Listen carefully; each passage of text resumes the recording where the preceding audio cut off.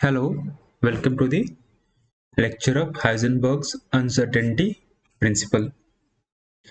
So first thing we know that कि जो macro physical world जो होता है ना, मैक्रो मीन्स लार्ज, तो मैक्रो फिजिकल वर्ल्ड होता है that is deterministic, but micro physical जो होता है वो इनडिटर्मिनिस्टिक होता है। अभी हम देखते हैं ये कैसे होता है। तो सबसे पहले दो एक्सपेरिमेंट पे आप ध्यान दीजिए, डायविसन जर्मर एक्सपेरिमेंट और डबल स्लिट एक्सपेरिमेंट। जिससे ये पता चलता है कि जो भी माइक्रोस्कोपिक पार्टिकल है ना, यानी इलेक्ट्रॉन्स हो गए या बाकी जो भी होगा, they give rise to interference pattern. Okay, Davisson Germer experiment में भी डिफ्रैक्शन की वजह से इंटरफेरेंस हो रही थी। ओके, और डबल स्लिट एक्सपेरिमेंट में भी सेम चीज होती है। तो इंटरफेरेंस पैटर्न को काउंट करने के लिए ये बहुत जरूरी है कि हम पार्टिकल को वेव से डिस्क्राइब करें, क्योंकि इंटरफेरेंस जो है this is shown by the particle showing wave nature. Okay, लेकिन वेव्स जो होते हैं स्पेस में लोकलाइज नहीं होते, पार्टिकल्स एग्जैक्टली इस पॉइंट पे हो सकते हैं, but waves are spreaded like this. Okay, something is varying there and being transported. तो रिजल्ट के तौर पे जो होता है, हम लोग वेव्स को यूज करते हैं, और वेव जो होता है वो like they are denoted by the wave function. This is the symbol usually जो हम यूज करते हैं वेव फंक्शन को डिनोट करने के लिए। और वेव फंक्शन जो होता है it gives relation to probability of particle being found somewhere, particle being found somewhere. ये प्रोबेबिलिटी कैसे देता है? तो प्रोबेबिलिटी जो देता है this is directly proportional to amplitude, amplitude से स्क्वायर। ओके, जो वेव फंक्शन का जो एम्पलीट्यूड होता है उसका स्क्वायर करा दो तो प्रोबेबिलिटी जो होती है उसी की प्रोपोर्शनल होती है। तो अब आगे बढ़ते हैं कि डबल स्लिट एक्सपेरिमेंट में आपने ध्यान दिया होगा कि डबल स्लिट एक्सपेरिमेंट में पहले होता क्या, मैं आपको बता देता हूँ। तो देखो ये डबल स्लिट एक्सपेरिमेंट है, आप इधर से इलेक्ट्रॉन्स को फायर करते हो, ठीक है, और चूंकि इलेक्ट्रॉन का वेव नेचर भी होता है तो कभी इस स्लिट से हो जाएगा, कभी स्लिट से जाएगा। आप एक बार में एक ही इलेक्ट्रॉन भेजो, ठीक है, लेकिन वो बार बार करते रहो, तो एग्जैक्टली आप बता नहीं सकते हो कि किस पॉइंट ऑफ टाइम पे वो कौन से स्लिट से जा रहा है। और स्लिट से जाने के बाद ये दोनों स्लिट्स जो है इंडिपेंडेंट सोर्स की तरह बिहेव करने लगते हैं। ये भी एक सोर्स है और ये भी एक सोर्स है, ठीक है, और आगे जाके इनका इंटरफेरेंस होता है, ठीक है, और इंटरफेरेंस होता है तो मैक्सिमा और मिनिमा मिलता है। जहां पे कंस्ट्रक्टिव इंटरफेरेंस होगा वहां पे मैक्सिमम मिलेगा, और जहां पे डिस्ट्रक्टिव होगा वहां पे मिनिमम मिलेगा। अब कंसेप्ट वेव फंक्शन का ये है कि मैक्सिमा है तो मैक्सिमा है क्या का, ठीक है, तो मैक्सिमा होता है वो प्रोबेबिलिटी का होता है कि इलेक्ट्रॉन वहां पे सबसे ज्यादा पाया जाएगा, ठीक है, और मिनिमा यानी इलेक्ट्रॉन तो कहीं पे भी पाया जा सकता है, but when you come to know about the probability you know that कि ये पर्टिकुलर पोजीशन या एरिया है या रीजन है जहां पे इलेक्ट्रॉन की मिलने की संभावना सबसे ज्यादा है, और जहां पे डिस्ट्रक्टिव वहां पे सबसे कम। तो एक स्लाइड और आगे बढ़ते हैं और इसमें देखते हैं कि ये सब इंडिविजुअल डॉट्स जो है ना दे आर इलेक्ट्रॉन्स, और जैसे जैसे आप उनको फायर करते जाते हो तो इनिशियली आपको नहीं पता होता है कि कौन सा इलेक्ट्रॉन कौन से स्लिट से जाएगा और कहाँ पे जाएगा। बट जैसे जैसे आप वो प्रोसेस बहुत बार रिपीट करते हो, थाउजेंड टाइम्स, तो you get a pattern there. और ये पैटर्न में क्या है कि बिल्कुल जो ब्लैक वाला जो एरिया है, ओके, जो ब्लैक होता जा रहा है इस एरिया में इलेक्ट्रॉन सबसे ज्यादा स्ट्राइक कर रहे हैं, और व्हाइट वाले एरिया में इलेक्ट्रॉन सबसे सबसे कम स्ट्राइक कर रहे हैं। और ये ब्लैक और व्हाइट जो है ये एरिया का जो जो रीजन जो पता करने का जो तरीका है that is mathematically described from the wave function. तो हम जो है ये पूरा का पूरा प्रोबेबिलिटी बताता है, संभावना बताता है कि कौन सा जो इलेक्ट्रॉन जो है लाइक इलेक्ट्रॉन के मिलने का जो सबसे प्रोबेबल स्पेस है वो कौन सा होगा। ओके, तब आते हैं वापस हम। तो दूसरी तरफ जो डबल स्लिट एक्सपेरिमेंट में देख लिया हम लोगों ने कि इंडिविजुअल इलेक्ट्रॉन के मोशन को तो आप ट्रेस नहीं कर सकते हो, क्योंकि ऐसी कोई एक्सपेरिमेंटल डिवाइस बनी ही नहीं है जो कि ये पता करके बता दे कि कौन सी इलेक्ट्रॉन जो है कौन से स्लिट से जाएगी। ठीक है, ये दो स्लिट है, source one is slit one and source two is slit to. तो ये नहीं बना है, और ऐसी डिवाइस क्यों नहीं बनी है इसका जवाब इसी लेक्चर में मिलने वाला है। तो हम लोग क्या है कि ऐसे बिल्कुल किसी भी सिंगल इवेंट को जो है डबल स्लिट में प्रोडिक्ट नहीं कर सकते हैं, डिटरमाइन नहीं कर सकते हैं, और क्वांटम फिजिक्स का जो है यही एक सबसे बड़ा एसेंस है कि क्वांटम फिजिक्स में चीजें जो होती हैं वो डिटरमाइंड नहीं होती है, प्रेडिक्ट नहीं की जा सकती हैं विद द फुल एक्यूरेसी।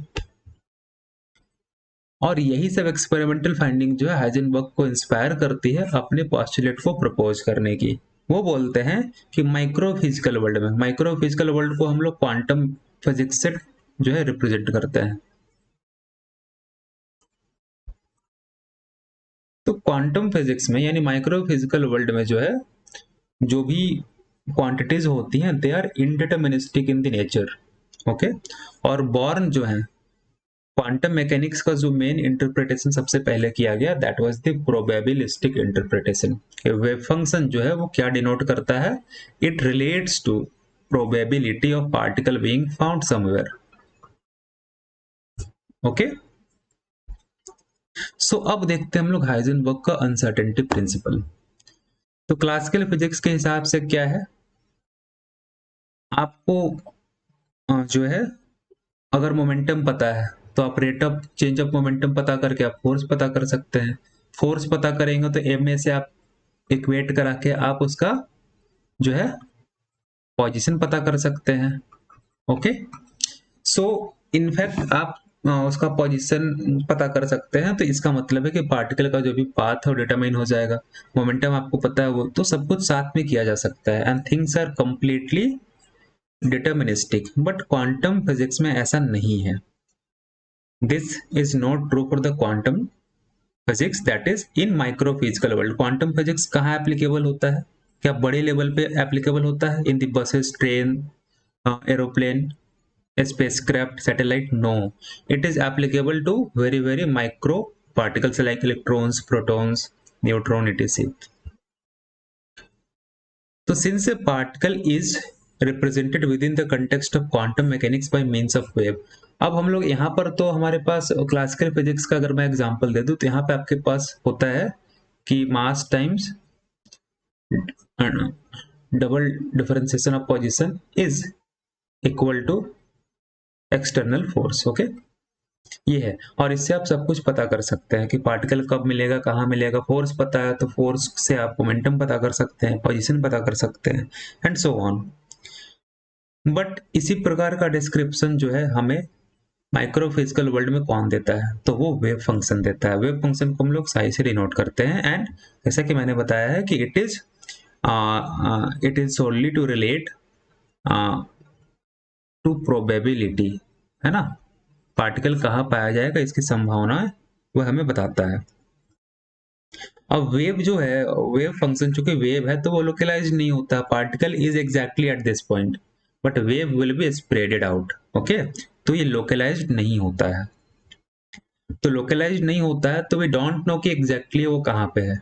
क्योंकि अगर मैं बताऊं कि वेव का मतलब क्या है, is that mean here that कि ओशियन में जैसे वेव बहती है वो, है ना, विंड की वजह से, क्या उसका ये मतलब है? The answer is no. यहाँ पे वेव का मतलब है कि जहां पे एम्पलीट्यूड सबसे ज्यादा होगा, पार्टिकल के मिलने की संभावना वहां पे सबसे ज्यादा होगी।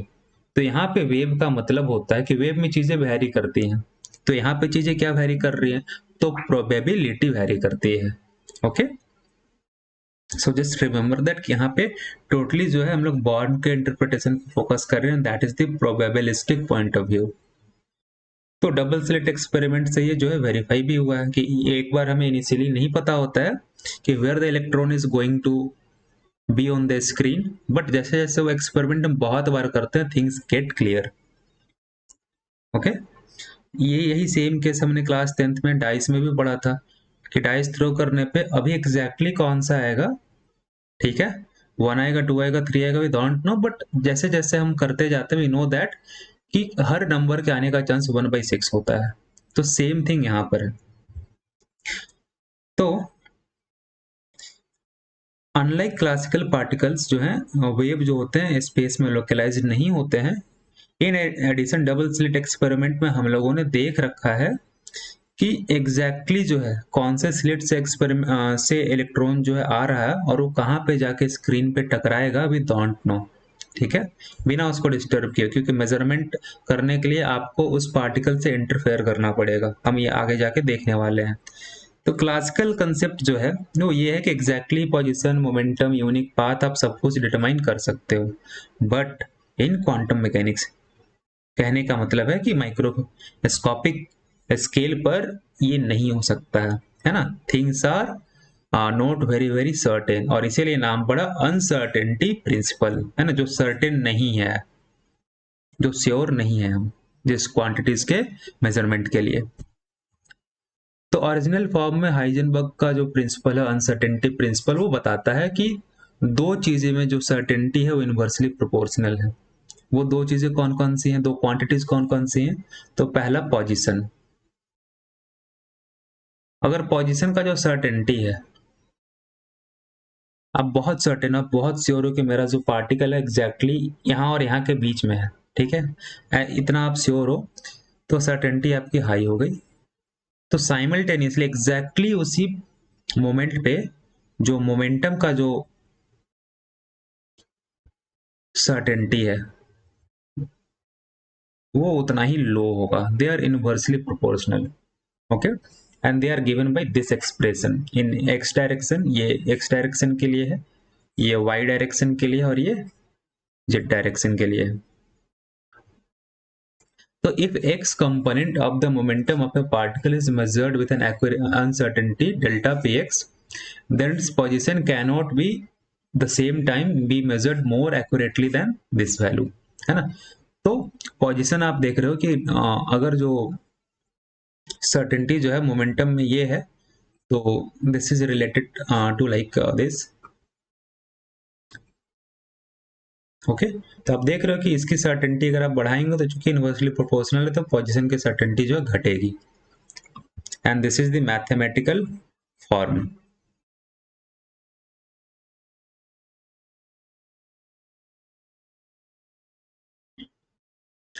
तो हम देखते हैं कि ऐसा क्यों होता है, इसका एक अलग पॉइंट ऑफ व्यू देखते हैं।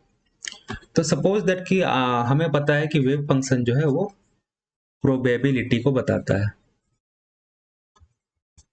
तो एक वेव ऐसा है, तो इसका मतलब है कि यहाँ पे पार्टिकल के पाए जाने की जो संभावना है वो सबसे ज्यादा है, ठीक है, और फिर इधर है एंड सो ऑन। तो आप वेव को, आपको पता करना है कि हमारा पार्टिकल कहाँ पे, तो आप वेव को नैरो डाउन कर दो, तो आपको पता है कि पार्टिकल जो है बहुत सर्टेनिटी के साथ अब आप बोल सकते हो कि एक पार्टिकल एग्जैक्टली यहीं पे मिलने वाला है। लेकिन अगर ये नैरो डाउन आप नहीं करते तो क्या होता कि सपोज दैट ये स्प्रेडेड आउट होता इतने बड़े एरिया में, तो आपका इलेक्ट्रॉन या जो भी माइक्रोफिजिकल पार्टिकल है वो यहाँ भी पाया जाता और इस पोजीशन पर भी पाया जाता। तो यहाँ पे देखिए आप काफी अनसर्टेन हो गए हैं, आप बिल्कुल श्योरिटी के साथ नहीं कह सकते कि हमारा इलेक्ट्रॉन जो है या प्रोटॉन कहाँ है, ठीक है। तो सर्टेनिटी जो है काफी एक्यूरेसी काफी बनाए रखने के लिए डेल्टा एक्स का छोटा होना जरूरी है, ठीक है। और डेल्टा एक्स का छोटा होने के लिए आपको नैरो वेव ग्रुप को कंसिडर करना पड़ेगा। तो अब देखते हैं हम आगे।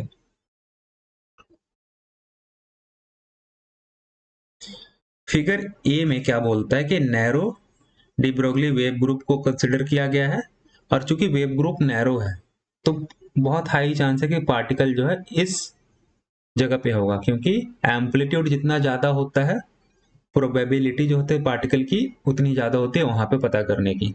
तो प्रोबेबिलिटी ज्यादा यानी अनसर्टेनिटी जो है वो कम हो गया। लेकिन अब इसका एक बाई प्रोडक्ट आ जाता है कि चूंकि आपने वेव ग्रुप को रेस्ट्रिक्ट कर दिया है तो अब आपके पास इतना इनफ स्पेस है नहीं कि आप वेवलेंथ सही से ही नाप पाओ, क्योंकि आपने काफी छोटा वेव ग्रुप लिया है। और अगर आप वेवलेंथ अगर आप सही से ही मेजर नहीं कर पाएंगे तो याद करें डी ब्रोगली हाइपोथेसिस क्या बोलता है कि wavelength is related to momentum in this form, wavelength अगर सही सही आप मेजर नहीं कर पाएंगे तो आप मोमेंटम भी सही सही मेजर नहीं कर पाएंगे, एंड दैट इज वाई अगर डेल्टा एक्स जो है स्मॉल होता है तो डेल्टा पी जो है वो लार्ज हो जाएगा। और इसी का कन्वर्स यहाँ पे ट्रू है। सपोज दैट कि इस बार आपने वेवलेंथ सही सही मेजर करने के लिए आपने कमर कस ली है, यानी कि वेवलेंथ अगर सही सही मेजर होगा तो आपका मोमेंटम काफी अच्छे एक्यूरेसी के साथ मेजर हो पाएगी। और एक्यूरेसी अच्छा होने का मतलब क्या होता है कि डेल्टा पी जो है वो स्मॉल हो जाएगा, काफी छोटा हो जाएगा। लेकिन मोमेंटम अच्छे से काफी कम अनसर्टेनिटी के साथ मेजर करने के लिए आपने वेव ग्रुप जो है वो काफी लंबा सा लिया। अब जो आपका पार्टिकल है वो कहीं पे भी, इतने सारे यहाँ पे भी पाया जा सकता है, इस पॉइंट पे भी पाया जा सकता है, इस पॉइंट पे भी पाया जा सकता है, यहाँ पे भी पाया जा सकता है, एंड सो ऑन, इन सारे पॉइंट्स पे पाया जा सकता है।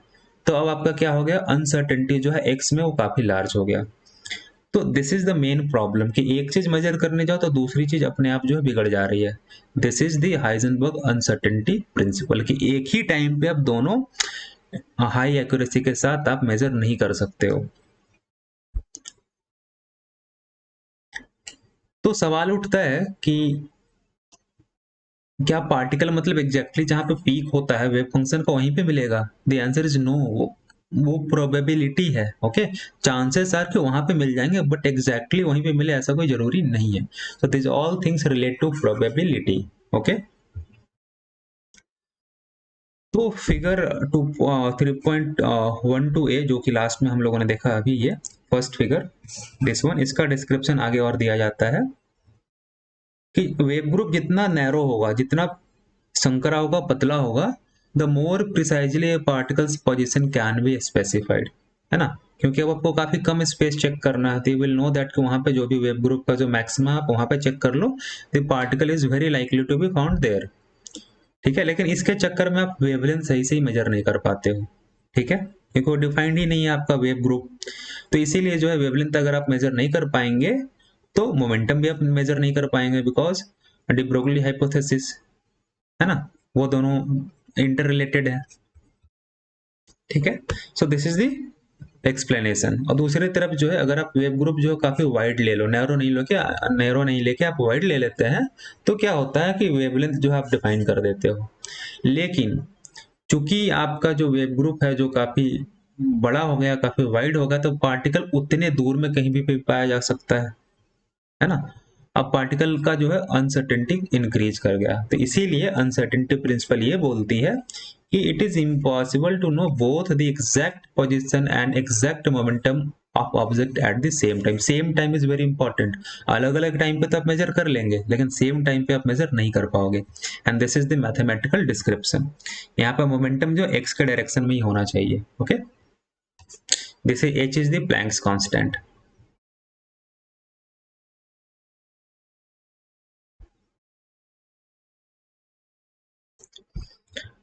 अब इसका अल्टरनेट जो अंडरस्टैंडिंग है हाइजेनबर्ग अनसर्टेनिटी प्रिंसिपल का, HUP का, इसका ये हम देखते हैं। तो अनसर्टेनिटी प्रिंसिपल को आप दोनों पॉइंट ऑफ व्यू से आप समझ सकते हो, पार्टिकल पॉइंट ऑफ व्यू से भी और वेव पॉइंट ऑफ व्यू से भी। चलो हम मान लेते हैं कि हमें किसी एक ऑब्जेक्ट का पोजीशन और मोमेंटम मेजर करना है। ठीक है, तो मेजरमेंट की सबसे खास बात यह होती है कि मेजरमेंट एक प्रकार का इंफॉर्मेशन है, तो आपको कुछ प्रोब भेजना पड़ेगा, है ना, जो कि इंफॉर्मेशन आपको ला के दे। और वो प्रोब क्या हो सकता है, you need to touch it, you need to touch it in some way. So you may shine a light on it, और you may send a electromagnetic pulse, laser आप भेज सकते हो, कुछ ना कुछ से तो आपको मेजर करना पड़ेगा। मतलब कि आपको उस पर्टिकुलर पार्टिकल के साथ आपको इंटरेक्ट करना पड़ेगा। ठीक है, तो बेसिकली हम रियल वर्ल्ड में किसी चीज को मेजर कर पाते हैं। Suppose that there is a big bus, तो बस इतनी बड़ी आप ये कैसे मेजर कर पा रहे हो? लाइट रे जो है बस से रिफ्लेक्ट होकर आपकी आंखों तक आ रही है, means you are using light, that is photon. तो माइक्रो वर्ल्ड में तो ये मैटर नहीं करता है, लेकिन माइक्रो वर्ल्ड में चूंकि मैटर और फोटोन जो है इंटरेक्ट करते हैं, ये हमने कॉम्पटन इफेक्ट में देख रखा है। तो things will now be different. Let us see how. तो अब मेजरमेंट करने के लिए आपको समझ लीजिए कि उस पर लाइट साइन करना पड़ेगा। फॉर एग्जाम्पल सपोज दैट कि एक इलेक्ट्रॉन मूव कर रहा है and we are going to measure that. Okay, तो इलेक्ट्रॉन को आप किसी लाइट से आप देखोगे, लाइट उस पे जो है, लाइट का जो पल्स है आप उस पे फायर करोगे, और लाइट का कुछ ना कुछ वेवलेंथ होगा, और वेवलेंथ है तो उसका मोमेंटम भी होगा using the de Broglie hypothesis. So suppose that you have this momentum given by the de Broglie hypothesis.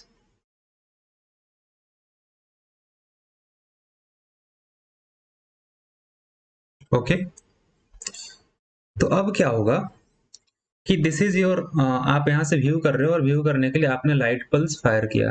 अब सपोज दैट कि लाइट पल्स का एक फोटोन हम अभी कंसिडर करने वाले हैं। ये फोटोन जो है क्या करेगा कि जाके टकराएगा और टकरा के आपके पास वापस आएगा और आपको उसका पोजीशन पता चल जाएगा। बहुत बढ़िया। लेकिन पोजीशन पता करने के चक्कर में आप भूल गए कि कॉम्पटन इफेक्ट जो है रोल प्ले करेगा वहां पे। कॉम्पटन इफेक्ट में हम लोगों ने क्या देखा था कि एक इलेक्ट्रॉन यहाँ पे रखा हुआ है और एक फोटोन आता है ऐसे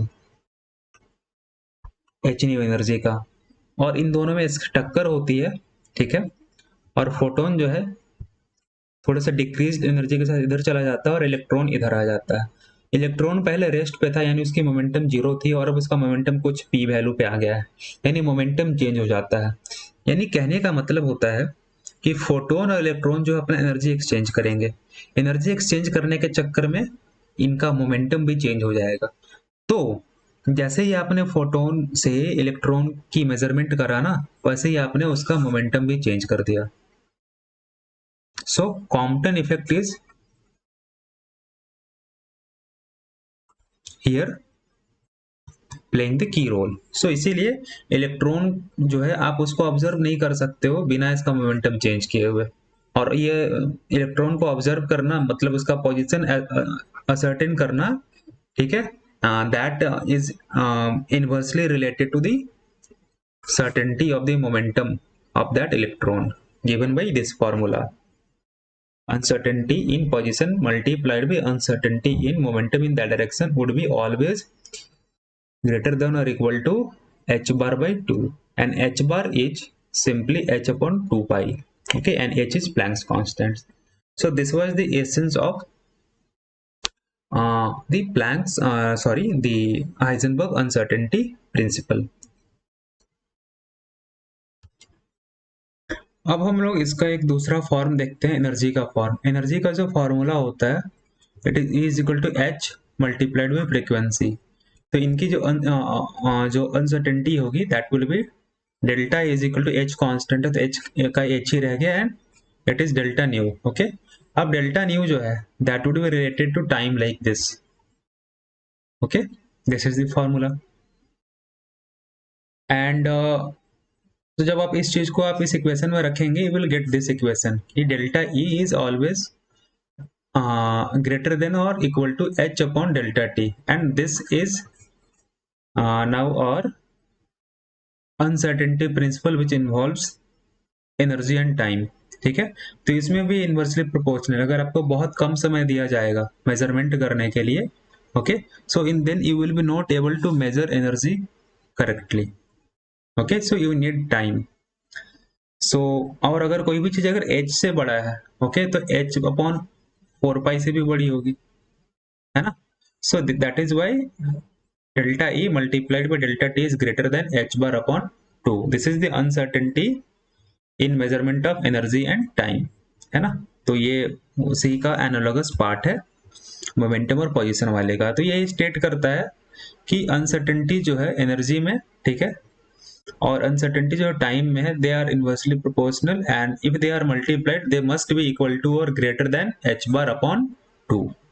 ओके, सो थैंक यू, अभी तक के लिए इतना ही। And this Heisenberg uncertainty principle is complete now, we need to do questions only, क्योंकि इससे बहुत सारे क्वेश्चंस बने हैं। सो मिलते हैं अगले क्लास में।